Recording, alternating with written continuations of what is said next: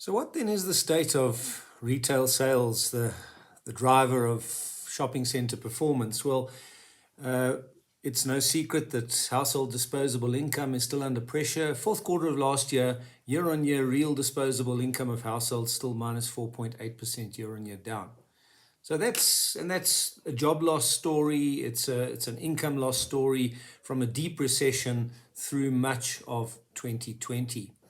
So then looking to the categories of retail through lockdown and after lockdown, who were the performers and the underperformers? Well, probably no surprise that if one looks at Stats SA real retail sales growth, and I'm taking 3-month moving averages just to smooth out the noise, there was a 22.7% drop for the second quarter in overall real retail sales.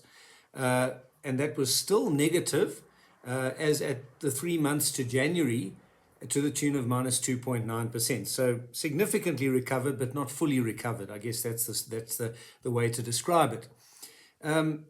I identify 3 categories of mainstream retail sales. There were the stable outperformers. Those were the ones that weren't really locked down, largely essential goods retailers, general dealers. That's the food and the general food and grocery shopping.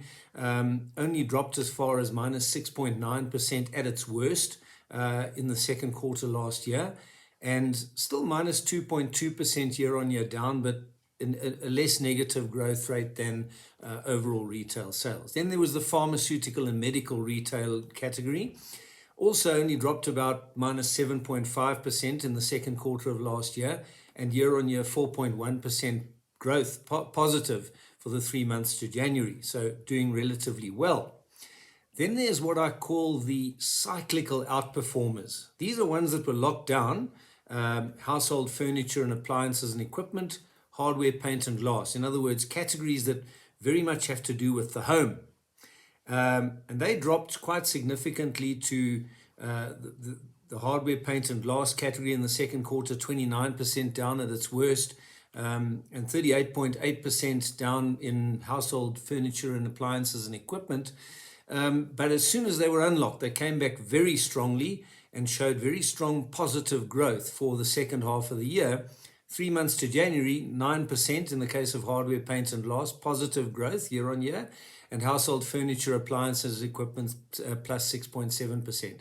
Now, there's a logical reason for this, I believe, and that is that the home became more important as lockdown started. We suddenly started working more from home, educating children from home. In other words, the home became far more operational or functional. It had much more use than back when for many it was just a place where we came to sleep and eat in the evenings before commuting off to work again. So there was a lot of adjustments to home improvements and furniture and appliance improvements, be it office furniture, whatever the case may be, because we're using the home far more, or a far bigger portion of our time. So those were the cyclical outperformers, as I like to call them. And then the third category, these are the underperforming categories. Specialized food, beverage, and tobacco stores still 11.3% down year on year in the 3 months to January, dropped very significantly during the second quarter. Textiles, clothing, and footwear, or clothing and apparel, as you might want to call them, dropped by almost 40% in the second quarter year on year, and still minus 2.8% down year on year as at 3 months to January. And then there's the other category. And that's a wide, it can be from stationery to bookstores to personal products. It's entertainment goods, sporting goods. It's a very wide variety of all lumped into the category other. They were locked down severely in the second quarter, almost 90% drop in sales, and have only recovered, if you could call it that, to minus 15.1% year-on-year decline as of January. They're unlocked now, but the problem with a lot of these is they're items that you can postpone, they're non-essential items, and with the big income knock that the household sector took last year, a lot of these things are on the back burner. As are non-essentials such as restaurants and coffee shops and takeaways.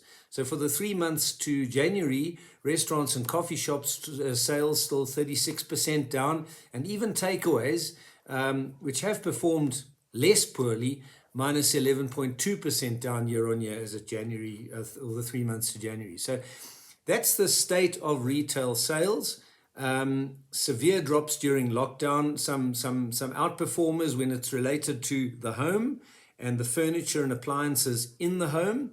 Very strong rebounds because of the increase in importance in the home, but a lot of non-essentials, the likes of eating out, the likes of entertainment, that can be put on the back burner for the time being, still suffering significantly.